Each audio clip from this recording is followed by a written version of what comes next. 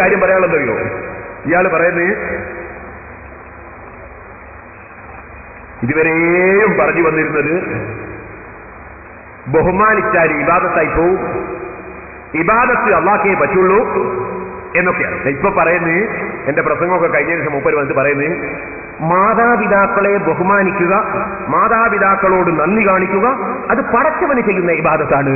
മാതാപിതാക്കളോട് ബഹുമാനം കാണിച്ചാൽ പടച്ചവന് ചെയ്യുന്ന ഇബാദത്താണ്. പിന്നെ അധികം നിങ്ങൾ നമ്മളെ പറ്റി പറഞ്ഞാൽ പോരെ, ഔലിയാക്കളോടുള്ള ബഹുമാനവും അമ്പിയാക്കളോടുള്ള ബഹുമാനവും അള്ളാഹുവിന്റെ ഇബാദത്താണ് എന്നങ്ങ് വിശ്വസിച്ചാൽ നമ്മളെ പ്രശ്നം തീർത്തില്ലേ?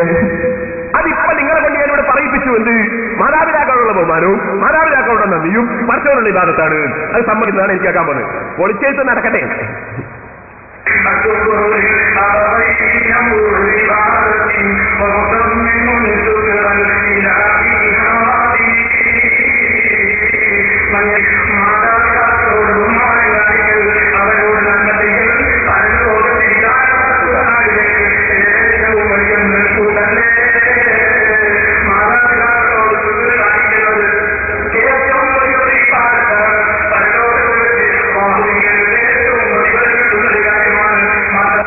കണ്ടോ?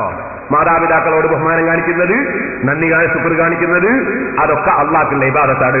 ഇതുപോലെ തന്നെ മൗലവിമാരെ ഔലിയാക്കളോട് ബഹുമാനം കാണിക്കുന്നത്, അമ്പിയാക്കളോട് ബഹുമാനം കാണിക്കുന്നത്, സജ്ജനങ്ങളോട് ബഹുമാനം കാണിക്കുന്നത്, ആലിമീങ്ങളോട് ബഹുമാനം കാണിക്കുന്നത്, തങ്ങന്മാരോട് ബഹുമാനം കാണിക്കുന്നത്, അതൊക്കെ അള്ളാഹുവിന്റെ ഇബാദത്താണ്. ഇതൊക്കെ അംഗീകരിച്ച വിഷയം കഴിഞ്ഞില്ലേ? അപ്പൊ നിങ്ങൾ അടുത്തടുത്ത് വരുന്നുണ്ട്.